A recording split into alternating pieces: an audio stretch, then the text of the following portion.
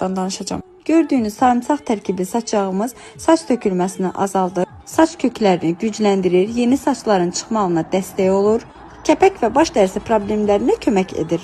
Saçlarınıza parlaqlıq verərək onların gözəl görünməsinə kömək edir. Yalnız saç dərisinə çəkilir, 5-10 dəqiqə masaj etdikdən sonra 1-2 saat saxlanılıb şamponla durulanır. Avokado tərkibli saç yağımız quru saçları dərindən nəmləndirir, saçları yumuşaldır, qırıq və yanmış saçlara qulluq edir, elektriklənməni azaldır, vitaminlər sayəsində saçları qidalandırır.